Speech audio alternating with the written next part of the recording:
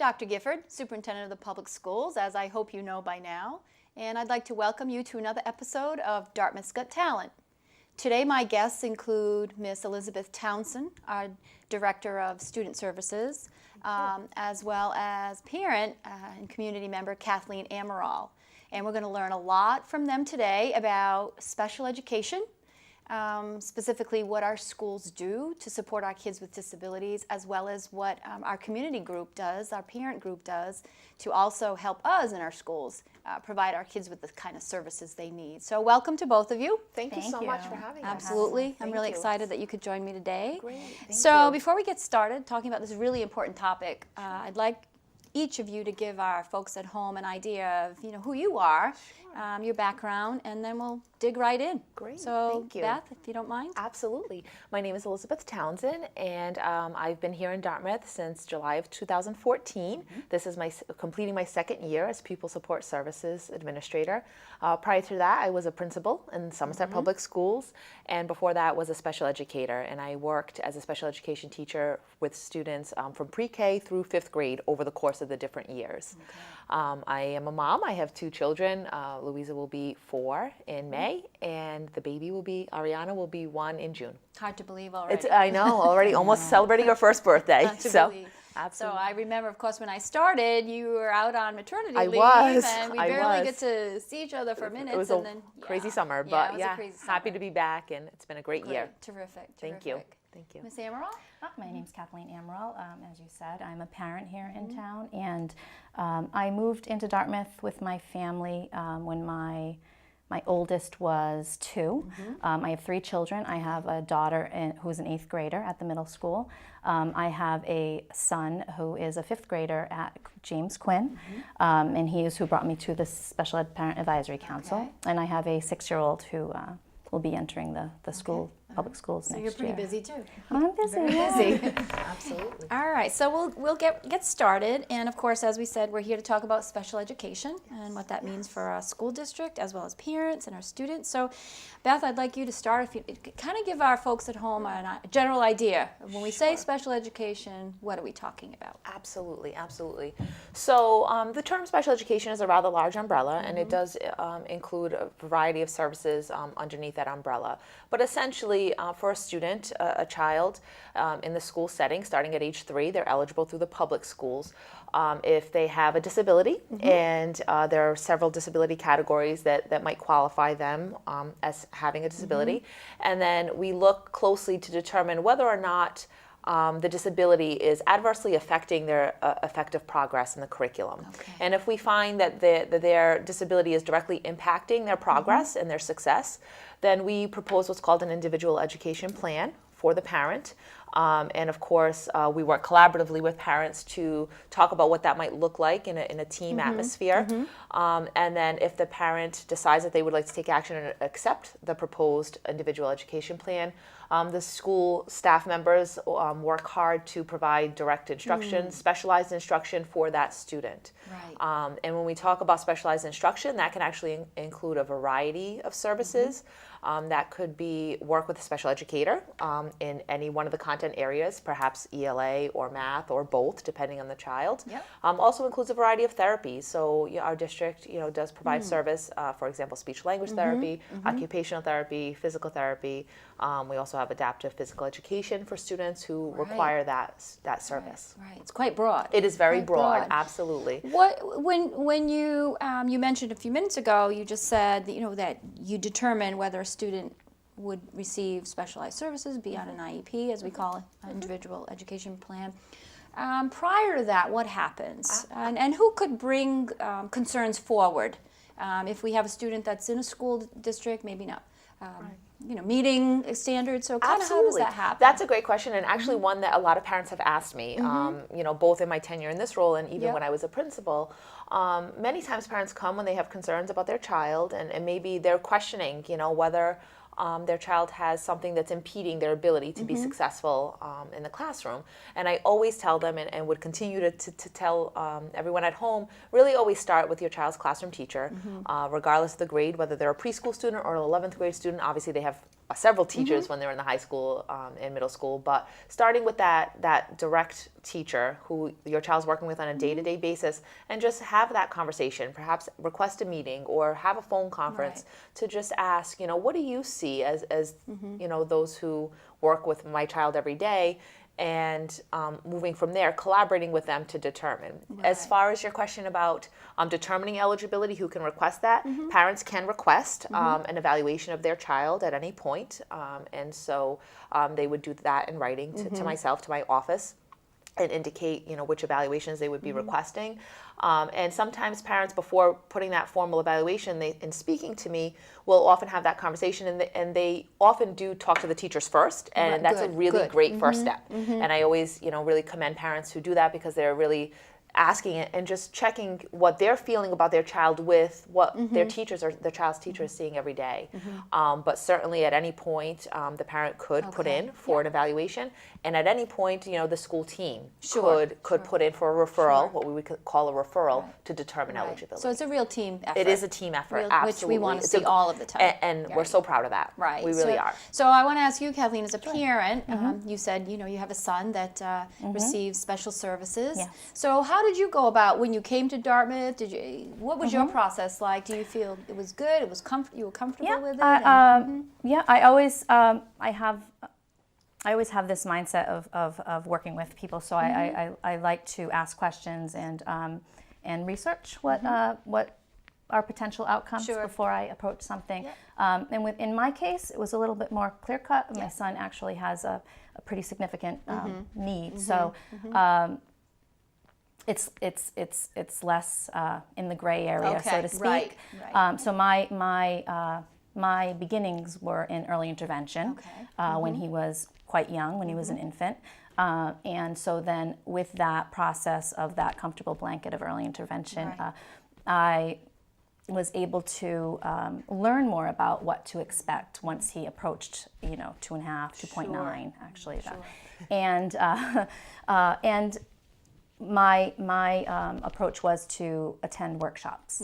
So there's like what to expect when you're turning 3, and that's where I began. So his entry into the public school was at that when he aged. So there was no real question of whether he would be eligible or receive services. Really, what kind of services? Right. Yeah, and that's where you and the team took off and were. Right. So from that, obviously, you are the CPAC president, I still believe. Co-chair. Okay. And can you explain to us first of all, what CPAC stands for? Okay. And then what you believe in the role of, at least in Dartmouth Public Schools, what's been the role of CPAC? Wonderful. So CPAC, it does stand for Special Education Parent Advisory Council. And I came into this role quite honestly, officially with the team of women that are still there, in 2013, I believe, where it was just perfect timing. Now, Dartmouth has had special education parent advisory councils over the years, but being a parent of a child that has some needs, it's often we're stuck in the mud, so to speak, and it's not often easy to get out there and volunteer to that degree on a consistent basis. So I began the role, in 2013. My son was in the public school. He was an out-of-district placement. He came back into the school as a kindergartner. So that is where I felt that I could collaborate with the school. So you ask that what is the role of the Special Education Parent Advisory Council? So the role is really to be a support system for the parents. Regulations do require that a district have a Special Education Parent Advisory Council, a CPAC, and yearly they are to offer a rights of parents and students in special education workshop. In Dartmouth, we are a group of women. I co-chair with a wonderful woman who has a high school student, and we have helpers that are, our board ranges in ages, and our child's needs. And we monthly have workshops where we bring in speakers who we've heard parents request information about. So we cover different topics that range. Right. which we're going to talk about a few of those, because I have been able to attend a couple, but as you know, the events in the school district are crazy. To get to everything is unbelievable. But I do commend you and your group because, again, you're right, to have especially parents commit to a group and stay on for a long time is hard. And also, if I could add, Yeah. I really have to commend the board members of CPAC because they work really hard at eliciting from parents what is it that they would like to see, and they work really hard at finding who can provide that and bringing in some really data-based decision making that they're doing, and it's very impressive. Sure. Well, I imagine that having, when you find out your child has some kind of learning disability, whether it's very significant or mild, parents don't know where to turn a lot, and then they feel like they're alone, or what do I do? So to have a group like this that they can reach out to is really, really important. So what kind of activities have you held, especially like this year? Sure. This year we recently we had a workshop on friendships, fostering friendships. The workshop was entitled Widening the Circle, and it's funded through the ARC of Massachusetts, and collaboration, I think, with the Department of Developmental Services. And it's just a workshop on, thinking mindfully about how to foster those friendships between children with and without disabilities. We will be holding our basic rights workshop, I think, May 26th. We've had discussions and workshops on meeting the mental health needs of students in school, so that social emotional piece. Right. Right, and also in collaboration with the police department in terms of the safety, Safety. So we did invite safety two net. officers come in. They are a part of the Southeastern Law Enforcement Council Search and Rescue Unit. So children or adults with cognitive impairments who may wander, how to keep them safe. Right, Very that's a important terrific topic. subject. And I know most recently, although you didn't have a very good attendance, I know, Yeah. which I was despaired for you, but it was a family night. Yes. And A again, networking session. Yeah, networking session. And so we hope we'll be able to advertise those kinds of events more widely in the future to get folks in, because and I also want to mention it's not only parents or community folks with that are related or have people in their families that have disabilities, but anyone can attend to find out more about people that are in our community that need support, and especially I like the way you talked about the widening circle. That was, I think, a wonderful event, because so often, as you can probably attest to, our students are in schools and maybe not quite be able to, they're not capable of forming friendships, or other children don't know how to relate. So it's And a good thing. what in watching that workshop, what I learned is how critical students without disabilities are in that particular endeavor. In being supportive of how to make those friendships. A lot of times we we look for some of those students who may not have disabilities but are able to maybe help in becoming friends or friendly. So And to follow up, it was an extraordinary event, like you said. It was well attended, and proud of the Dartmouth Public Schools. We had students attend. we did. Wonderful. Who were there and offered insight. So that was very touching. It was a great turnout. And we can learn so much. It's not just us supporting people with disabilities, but also what can we learn from them? Absolutely. Absolutely. Absolutely. Yeah, so I think that's the really- message. It is. It is. So I really applaud you for that. Beth, I'd like to talk a little bit more about the structure of special education in general in a school district, and maybe we can talk about the kinds of setups we might have in classrooms. Folks don't know. Are we putting? And I know when I was back in school 100 years ago, a lot of times students with special education were in a separate room all the time. Or then we talk about inclusion. We talk about co-teaching. So maybe talk about the different models that we see in our schools. Absolutely, absolutely. And I have to say, I am so proud of Dartmouth. I am so proud of the teachers, the service providers, everyone that works for our students with disabilities, because it is truly a shared philosophy and a shared mindset that inclusion is the model that we're trying to achieve. And when we say inclusion, what we mean is that opportunities for students with disabilities, regardless of their severity of need, to be with their peers, their grade level peers.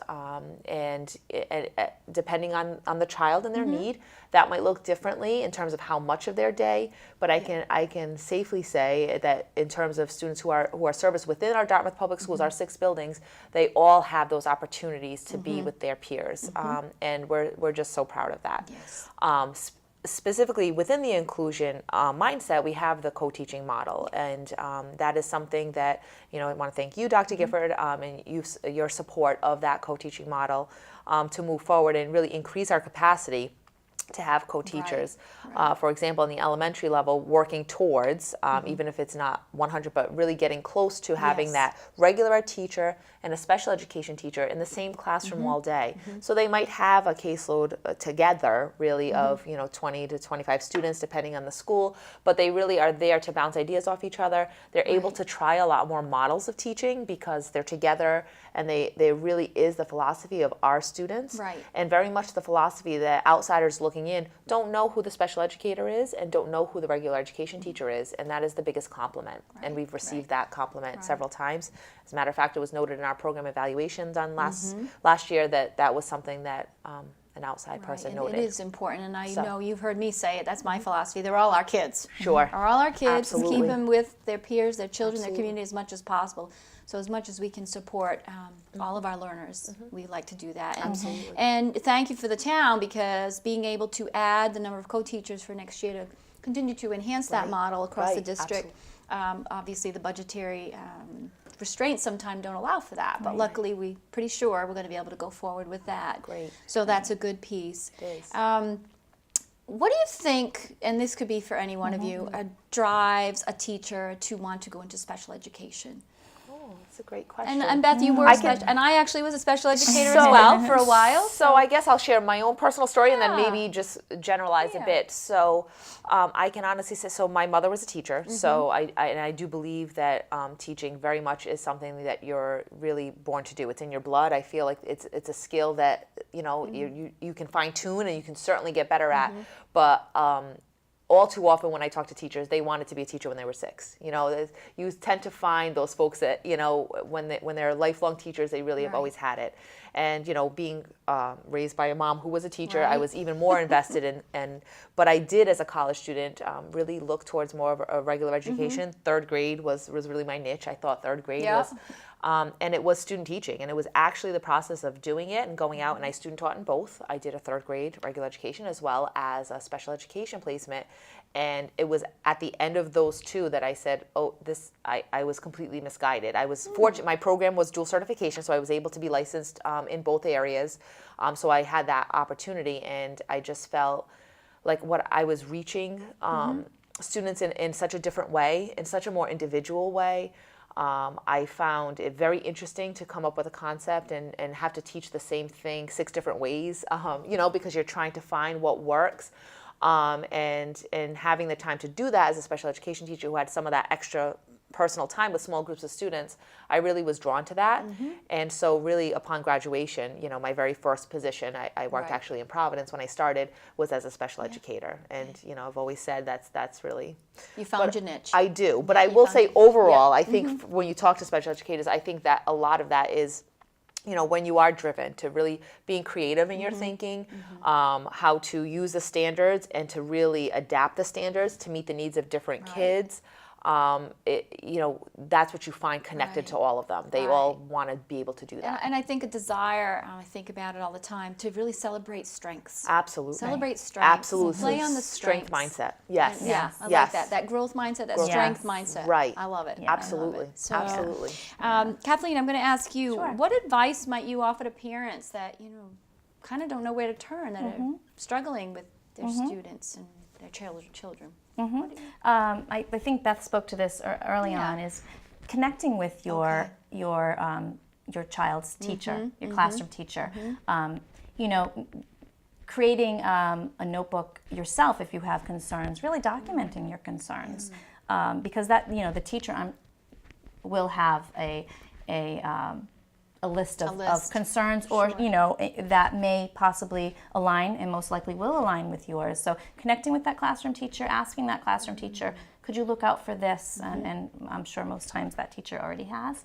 And creating that dialogue within that setting first. Right. Yeah. Right. And you have a Facebook page, the Yes. CPAC, so obviously they can go to that, and you always have, I look at it, there's always great resources too for parents to be able to reach out to, and we'll make sure that they know about that. Yes, we have a link to link that to page. that. So, and so what's the goal? What's the goal? I mean, our students, we've determined they have a disability of some sort. We develop the IEP. They're receiving services. What happens next? What's our goal, both, I guess, from the school's perspective as well as from a parent's perspective?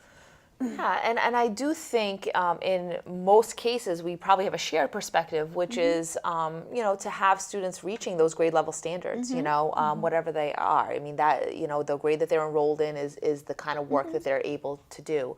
But it's important that parents note that regardless of the age at which your child's first IEP is put into place, the process and the regulations require that we revisit that. And so we determine eligibility through our process every 3 years. Okay. So it's not a document that it's there and a child remains eligible. Now we can also, there are conditions where we might want to look a little earlier than that, but certainly at the very least every 3 years. And the IEP itself is an annual document, so it's looked at every year. So because things change.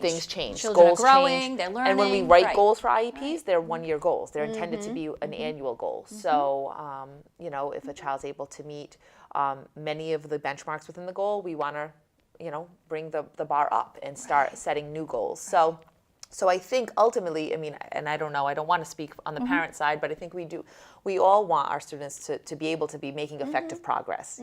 They weren't making effective progress in order to initially get on the IEP, but certainly with all of the hard work with the intervention, we find that, we do have students who are no longer eligible after, whether it could be 3 years, it could be more than that, but certainly it's not necessarily a K through 12. Right. So it doesn't mean that if you have an IEP and you're in a special education program, you're going to stay there forever. No, right. Absolutely not. It could be, or perhaps not. Right. Absolutely. Yeah. And I don't know if you have a shared goal. So the goal would be just that progress, and progress may look differently from each student's needs. So my son's progress may look different. So it's just keeping that eye on the ball, and it's that achievement, that excelling to the next level, and making those goals attainable. And in speaking to that, with the special education, that differentiation, that different thinking, that growth mindset, where let's try to have the children. My son feels so proud when he makes, progress. Right. He loves that positive reinforcement. And so it's just keeping the children, at the center of it, and reaching towards those annual goals. Right. I like Absolutely. that. Keep the children at the Absolutely. center. That's our goal. That's That's a our great- big goal. That is right. That's That is for everything, right? Yeah. So. And we know that, with the school, as far as education, school system, we're responsible for students till 22 if they need further education, and so Unless they get a diploma, get the diploma, yes. right? That's what I was just going to ask you. So can you talk about those specifics and Sure. Perhaps what some of our students receive some kind of life skill training, et cetera. So maybe talk a little bit about that. Absolutely. So in terms of termination of special education, there's actually really 3 ways. One would be through the reevaluation process. Your child's no longer eligible because when we go through the process, they're making effective progress, and that would be one way. Another is the receiving their high school diploma. So they've met all of their criteria for earning a Dartmouth High diploma, and they're able to move on to the next phase of life. And then for students who are still requiring significant services or assistance and are not able to achieve the high school diploma, then those students we do keep until they're servicing them until their 22nd birthday. And so we really look closely at those years. Those are really critical years because typically a child, at that point might be 18 to 19 years old. So you're looking at, depending on the age, between 2 or 3 years for that child. And we really work hard on building kind of that transition mindset. What are the things that as they move towards, what we consider adult services at age Right, 22 that will prepare them for that. So, and we do a variety of programs and placements to assist those students. We work very well with the SMEC, Southeastern Massachusetts Educational Collaborative. They have a fantastic program for students in that age range. So, we often work with them and seeing what we can provide. And the focus is that vocational training, social Right. skills. They do a lot of volunteerism, getting out there in the community. It's really kind of a community-based model, giving them those skills. Right, which we'd So, love to see. absolutely. And I know we've talked about trying to enhance that We have, program. yeah. We'll be so working more and more on that. right, We can looking always into- improve everything we Absolutely, do. right. We're looking Everything into we do. partnership, and we'll be very shortly, actually, in the next month or so, in a partnership, with the ICE program, the Inclusive Concurrent Right. Enrollment. So exciting. Yes, it is. Anything we can do to enhance services. A lot of times people talk about, especially when it's budgetary time, about out-of-district placement. So I'd like you to talk a little bit about when does that happen, and to answer those questions for people about costs, finances, but yet what our philosophy is about that. Sure. So in terms of the the out of district placements themselves, there are many schools that are out there that are considered out of district placements. There are levels. One area would be kind of a collaborative placement, which is considered out of district, but the collaboratives are a different type than perhaps maybe a private day program all the way through a residential. If a child requires it. But really, when we look at it, the philosophy, the regulations, what we're required to do is provide the least restrictive environment for the child. Right. So, and we recognize those programs are necessary because for children, upon trying different interventions, having different supports around, when it gets to the point where the least restrictive for that child is something that's more specialized or out of district, then we do have to put that and move forward with that. Yep. As far as the cost and what have you, those are constantly checked by the state. There are rates that are they can only do and. As far as what each program charges, it really is often specific to how much they Yes. provide, what kinds of services they provide. But we certainly, I am proud to say that we have a lot of students in district and a lot of students who we provide some significant support in our own programs, which is really what we want. Right. Our percentages are low for students who are Right. requiring that. And as a parent, I think it's important to say, if the child needs a service and needs an out-of-district placing, my son did, it doesn't mean that, that's where they're going to be, forever. Absolutely. So in our situation, our vision was that, the team's vision was that, he early on needed those supports in an out-of-district placement. And what happened from that, he flourished, as a parent when you're told that your child won't do X, Y, and Z, he did need that extra support. Right. And he was, And he exceeded. at the reevaluation, he exceeded, and now he's a member of his 5th grade class, Right. going I've on seen field him. trips. Yeah. I've seen him in there. So it's he's a hoot. So it's important to note that much like the IEP itself, Right. those may not be supports that are needed, but if they are, that would be addressed in the team and that collaboration with the school. And it's not necessarily for 12 years. If a Right. child That's right. requires it at age 3, it doesn't mean they'll be doing Right. that at Exactly. age. Right. So. And it just comes down to sometimes it's just something someone might have a disability we just cannot address, and Right. so it Right. becomes a necessity. Absolutely. Of A lot of times in the significantly medically fragile kind of kids. Yeah, like how can we support those students with those needs Right. Right. so that later on they are contributing members of Exactly. society, Exactly. paying taxes, living in their Exactly. community, giving back. Exactly. So it may be a great financial point. piece, Right. but it's bringing it back. The I goal is always to allow that community Right. involvement, Right. that Create as much independence as we can Absolutely. and get them out in the And community. under the federal regulations, students in such placements have the ability to participate in after-school clubs or activities Right. should they, have Sure. a desire to do so. Certainly, they're not required, but if they indicate that, we will facilitate Right. however Right. we can do that. Right. I'm just watching my time. If I have a little more time here. It's always, every one of my shows, we get so much to talk about. I wanted to ask Kathleen, again, your children throughout the whole district, if you ever come across, and maybe some difficulties with teachers that maybe don't have a good sense of and how to deal with let's, your child specifically, or maybe you've had parents come to you and say, oh my goodness, I just can't make headway with my child in this classroom. Do you have any thoughts about or strategies or how to approach that? And we want to have everyone have that growth mindset. Right, right. So as a parent, my philosophy has always been, I may be passionate about something that may be working or not working, but there's going to be no progress if you go in it, hot-headed and just like adamant. These are my. It really needs to be a conversation, a collaboration, and I don't want to be. I'm always very optimistic, but I don't want to be super optimistic. But my experience, and I'm not saying this is everyone, has always been positive.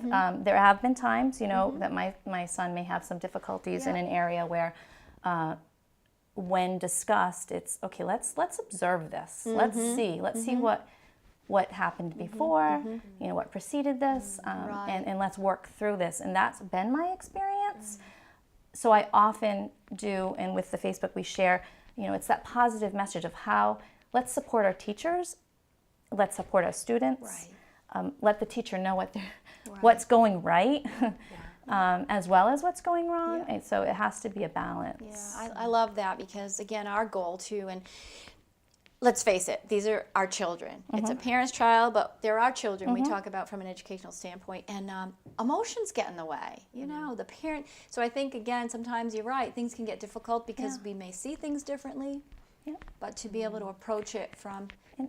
We all have the best interests of the child in our minds. And even going into that team meeting, I often tell parents, you may not need an advocate, you might want a friend to come take notes for you. Someone like you. Someone to come in and take notes, so that you can just be present in the conversation in that meeting and look back at the notes later on. So you're listening, actively listening and participating and not worrying about what did they jotting just say? this down. Yeah. So that's what I think that's our philosophy, and I know, again, Beth and I have a lot of conversations, and we're on the same page as far as creating an environment that really accepts and embraces all of our students. Absolutely. And ensuring our teachers have the best resources they can. So.